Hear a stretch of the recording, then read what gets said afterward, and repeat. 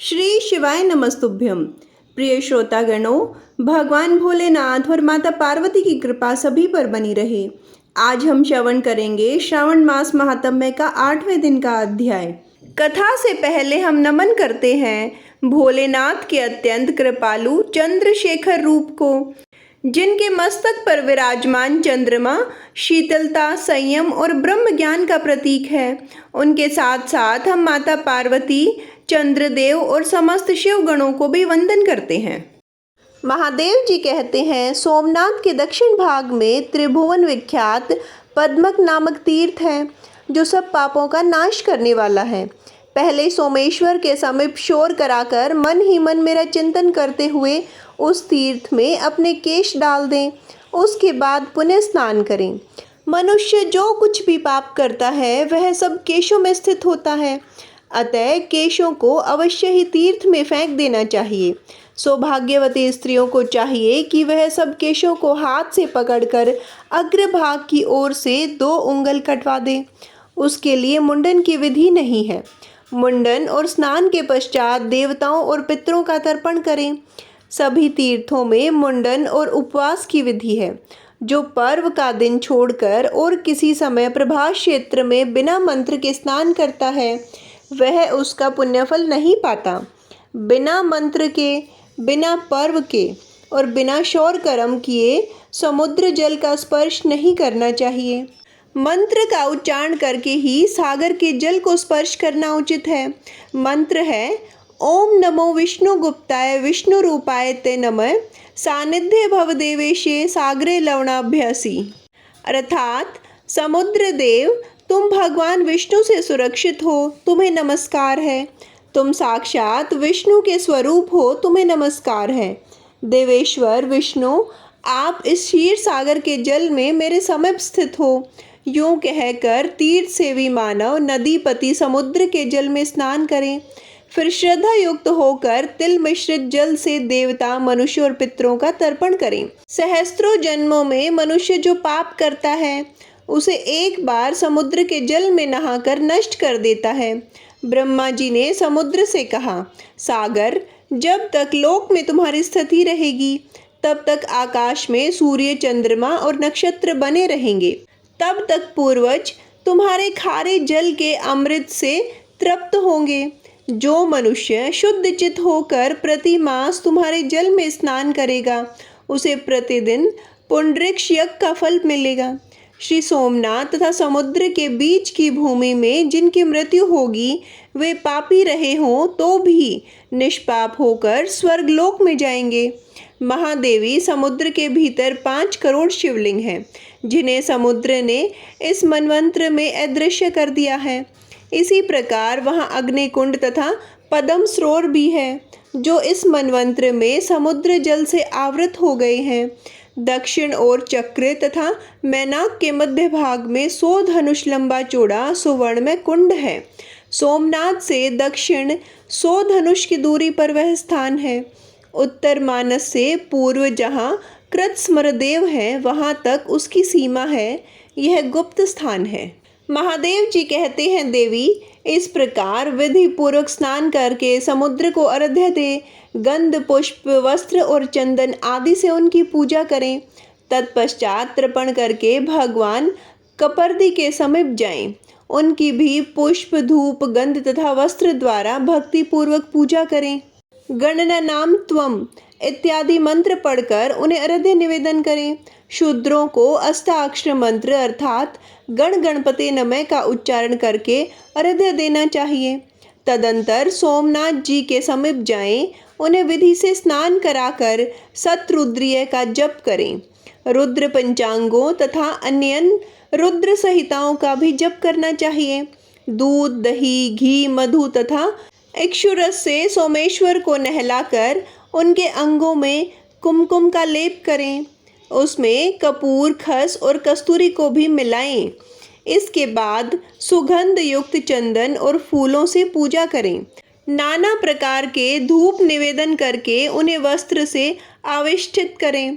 तत्पश्चात उत्तम नैवेद्य अर्पण करें। और इच्छा अनुसार स्तुति करें। साष्टांग प्रणाम करके गीत वाद्य आदि का आयोजन करें। धर्म कथा सुने और भगवान की परिक्रमा करें। तदंतर ब्राह्मणों, तपस्वियों, दीनों, अंधों तथा भिक्षुओं को अपनी शक्ति के अनुसार दान दें। उस दिन उपवास करना चाहिए। जिस दिन पहल मनुष्य सोमनाथ का दर्शन करे, उस तिथि को 1 वर्ष तक भक्ति पूर्वक उपवास करे। यूं करके मनुष्य अपने जन्म का फल पा लेता है, पिता और माता के कुल का उद्धार कर देता है। सोमनाथ का दर्शन करने से सब पापों का नाश हो जाता है। अतः 7 जन्मों तक कभी दुख, दरिद्रता, दुर्भाग्य की प्राप्ति नहीं होती। सोमनाथ के प्रति भक्ति बढ़ती है। पहले दूध से स्नान कराकर फिर जल से स्नान कराना चाहिए। जो मनुष्य मध्याह्न काल में और संध्या के समय सोमेश्वर शिव की आरती का दर्शन करते हैं, वे फिर इस संसार में जन्म नहीं लेते। पार्वती जी ने पूछा, भगवान, प्रभास क्षेत्र में सरस्वती नदी कहाँ से आई है? महादेव जी ने कहा, देवी सुनो, हरिणी, वज्रणी, कपिला तथा सरस्वती और न्यंक, इन 5 स्रोतों से युक्त सरस्वती नदी इस क्षेत्र में प्रवाहित होती है। एक समय देवादिदेव भगवान विष्णु ने सरस्वती से कहा, कल्याणी, तुम पश्चिम दिशा में क्षार समुद्र के समीप जाओ और बड़वा नल को वहीं ले जाकर डाल दो। इससे सब देवता निर्भय हो जाएंगे। तब सरस्वती बोली, मैं स्वतंत्र नहीं हूँ, मेरे पिता विद्यमान हैं। मैं उनकी आज्ञाकारिणी पुत्री हूँ। ब्रह्मचार्य व्रत का पालन करने वाली कुमारी हूँ। पिता की आज्ञा के बिना एक पग भी कहीं नहीं जाऊंगी। तब भगवान विष्णु ने ब्रह्मा जी के समीप जाकर कहा, देवेश्वर, आप देवताओं का यह कार्य सिद्ध कीजिए। उनको ऐसा कहने पर ब्रह्मा जी अपनी कुमारी कन्या से बोले, देवी, तुम भय से व्याकुल हुए उन सब देवताओं की रक्षा करो। सरस्वती बोली, पिताजी, आपकी आज्ञा से मैं निश्चित ही वहां जाने के लिए उद्यत हूँ, परंतु यह भयंकर बड़वा नल मेरे शरीर को जला देगा। इसके सिवाय इस समय भूतल पर कलयुग आया है, अतः कलयुग के पापाचारी मनुष्य मेरा स्पर्श करेंगे। ब्रह्मा जी ने कहा, बेटी, यदि तुम पापी जनों से भरी हुई इस पृथ्वी का स्पर्श करना नहीं चाहती तो पाताल में स्थित होकर इस बड़वा नल को समुद्र में ले जाओ। जब बड़वा नल का ताप अधिक हो जाएगा तब पृथ्वी फाड़कर प्रत्यक्ष हो जाना और पूर्व वाहिनी होकर प्राची सरस्वती के नाम से विख्यात होना। महादेव जी कहते हैं, ब्रह्मा जी का यह आदेश पाकर सरस्वती अपने तेज से संपूर्ण जगत को प्रकाशित करती हुई चली। उस समय अपने पीछे पीछे आती हुई गंगा जी से सरस्वती ने कहा, सखी, अब मैं पुनः कहाँ तुम्हारा दर्शन करूंगी? गंगा जी ने स्नेह भरी वाणी से उत्तर दिया, सुव्रते, पश्चिम जाती हुई तुम जब जब पूर्व दिशा की ओर मुंह करके देखोगी तब तब मुझे अपने समीप खड़ी हुई पाओगी। वहां मैं सब देवताओं के साथ तुम्हें दर्शन दूंगी। तब उन्होंने गंगा जी से विदा लेकर कहा, भद्रे, अब तुम अपने स्थान को जाओ, मुझे पुनः तुम्हारा दर्शन प्राप्त हो। इसी प्रकार सरस्वती ने यमुना, गायत्री और सावित्री आदि सखियों को भी विदा किया। तदंतर हिमालय पर्वत पर आकर वे एक पाकड़ के वृक्ष से नदी के रूप में प्रकट हुई और पृथ्वी पर उतरी। उस समय पुण्य सलीला सरस्वती देवी की ब्रह्म ऋषिगण स्तुति कर रहे थे। बड़वा नल को लेकर वह नदी बड़े वेग से चली और पृथ्वी फाड़कर पाताल में प्रवेश कर गई। कहीं कहीं मृत्युलोक में भी प्रत्यक्ष हो जाती थी। इस प्रकार पाताल मार्ग से समुद्र के निकट गई। खदिरा मोद नामक वन में पहुंचकर सरस्वती ने समुद्र को देखा और बड़वा नल को लेकर उसके समीप जाने का विचार किया तथा वह दक्षिण की ओर मुख करके प्रस्थित हुई। उसी समय वेदों के पारंगत विद्वान 4 महर्षि प्रभास क्षेत्र में आए। उनके नाम हैं हिरण्य, वज्र, निरंकु और कपिल। वे चारों तपस्वी थे। उन्होंने अलग अलग स्नान करने के लिए सरस्वती का आह्वान किया। इतने में ही समुद्र भी सहसा सरस्वती के सम्मुख उपस्थित हुआ। तब सरस्वती ने 5 धाराओं में विभक्त होकर उन सबको संतुष्ट किया। इससे इस पृथ्वी पर उसके 5 नाम विख्यात हुए, हरिणी, वज्रिणी, निरंकु, कपिला और सरस्वती। यह पंच स्त्रोता सरस्वती अपने भीतर जलपान और स्नान करने से मनुष्यों के 5 महापातकों का नाश करती है। 1 सप्ताह तक वहाँ उपवास, जप, होम, स्नान और जलपान करने से वह सब पापों का नाश कर देती है। सरस्वती अपने भीतर आचमन और स्नान करने पर मनुष्यों की घोर ब्रह्म हत्या तक तथा कपिला मदिरापान रूप महापातक का नाश करती है। निरंकु नदी में स्नान करके पुरुष चोरी के महापातक से मुक्त हो जाता है। वज्रणी नदी का जल पीने से गुरु पत्नी गमन रूप महापातक का नाश होता है। हरिणी नदी 7 दिनों तक स्नान करने से संसर्ग जनित महापातक का अपहरण करने वाली है। इस तरह 5 धाराओं में विभक्त सरस्वती नदी सब पातकों का निश्चय ही नाश कर देती है। तदंतर पुनः बड़वानल को लेकर सरस्वती समुद्र के समीप स्थित हुई। बड़वानल ने उठती हुई तरंगों से युक्त समुद्र को देखकर सरस्वती से पूछा, भद्रे, यह क्या है? क्षार समुद्र मुझसे डरता क्यों है? सरस्वती ने हंसकर कहा, अग्ने, तुमसे कौन भयभीत न होगा? बड़वानल बोला, भद्रे, मैं तुम्हें वर दूंगा, इच्छा अनुसार वर मांगो। तब सरस्वती ने भगवान विष्णु का स्मरण किया।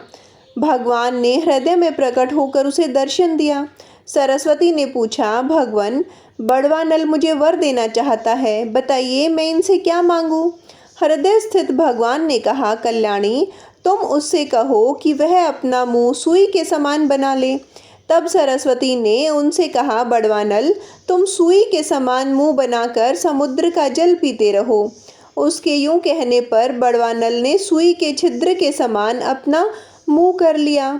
जैसे घटी सूचक पात्र में धीरे धीरे जल प्रवेश करता है, उसी प्रकार वह भी जल पीने लगा। महादेव जी कहते हैं, तदंतर सरस्वती ने समुद्र को बुलाकर कहा, तुम सब देवताओं के आदि तथा प्राणियों के प्राण हो। भगवान विष्णु की आज्ञा से यहाँ आकर इस बड़वानल को ग्रहण करो। समुद्र ने कहा, देवी, लाओ बड़वानल को मुझे दे दो। तब सरस्वती ने बड़वानल से कहा, जैसे अग्निदेव घी की आहुति ग्रहण करते हैं, उसी प्रकार तुम भी जल भक्षण करो। यूं कहकर उसने वह बड़वानल समुद्र को समर्पित कर दिया। इसके बाद सरस्वती पुण्य नदी होकर नारदेश्वर के मार्ग से समुद्र में मिल गई। वह स्वरूप से ही परम पवित्र थी। फिर प्रभास क्षेत्र और समुद्र के संपर्क से अत्यंत पुण्यमयी हो गई। महाबली बड़वानल समुद्र में रहकर अपने मुख से उसका जल पीने लगा। उसके उच्छ्वास की वायु से उठा हुआ जल ज्वर के रूप में समुद्र से बाहर तक दौड़ जाता है। इस प्रकार समस्त पातकों का नाश करने वाली सरस्वती ब्रह्मलोक से उत्तम प्रभास क्षेत्र में आई है। समुद्र के समीप सोमनाथ के दक्षिण एवं आग्नेय दक्षिण में सरस्वती की स्थिति है। पहले अग्नि तीर्थ में स्नान करके मनुष्य विधि पूर्वक सरस्वती का पूजन करे। वहाँ ब्राह्मण दंपति को भोजन कराकर उन्हें पहनने के लिए वस्त्र दे। इसके बाद कपिलदेश्वर की पूजा करें। पार्वती, इस प्रकार यह सरस्वती नदी के प्रकट होने का वृतांत तुमसे कहा है। महादेव जी कहते हैं, प्रभास क्षेत्र में सरस्वती नदी स्वर्गलोक की सीढ़ी के समान स्थित है। प्राची सरस्वती सर्वत्र दुर्लभ है, परंतु प्रभास, कुरुक्षेत्र और पुष्कर में उसका दर्शन विशेष दुर्लभ है। अग्नि तीर्थ के समीप सरस्वती बहती है। जो पहले उसका पूजन करता है वह तीर्थ के फल का भागी होता है। सागर तीर्थ भी पापों का नाश और पुण्य की वृद्धि करने वाला है। उसके दर्शन से ही महायज्ञ का फल प्राप्त होता है। अग्नि तीर्थ में स्नान करके कर्मशः सरस्वती, कपिलदेश्वर, केदारेश्वर, भीमेश्वर तथा सोमेश्वर देव का विधि पूर्वक पूजन करके बाल रूपधारी ब्रह्मा जी की पूजा करें। इस प्रकार शैवी यात्रा बताई गई है। जो मनुष्य भोजन करके या बिना भोजन किए दिन में अथवा रात में चंद्रभागा, गंगा और सरस्वती, इन 3 नदियों का जल पीते हैं, वे देवता के समान हैं। जहाँ प्राची सरस्वती बहती है वहाँ काल, अग्नि और यमराज का भय नहीं है। जैसे कामदा गाय हर समय फल देने वाली होती है, वैसे ही प्राची सरस्वती भी है। जहाँ चिंतामणि के समान प्राची सरस्वती है, वहाँ स्वर्ग और मोक्ष दोनों सुलभ हैं। 88,000 उद्धर्व रेता मुनि जहाँ संन्यास आश्रम में स्थित हैं, उस सरस्वती से बढ़कर और कौन सा तीर्थ है। पार्वती, प्रभास नामक महाक्षेत्र में सरस्वती के उत्तर तट पर जो अपने शरीर का त्याग करता है वह फिर इस संसार में जन्म नहीं लेता। जो मनुष्य इस तीर्थ में श्राद्ध करेंगे वे अपनी 21 पीढ़ियों के साथ स्वर्गलोक में चले जाएंगे। यहाँ कृष्ण पक्ष की चतुर्दशी को सदा ही स्नान की विधि है। यहाँ श्राद्ध करने से पितरों को अक्षय तृप्ति मिलती है। जो यहाँ अधिक अन्नदान करते हैं वे मोक्ष मार्ग को प्राप्त होते हैं।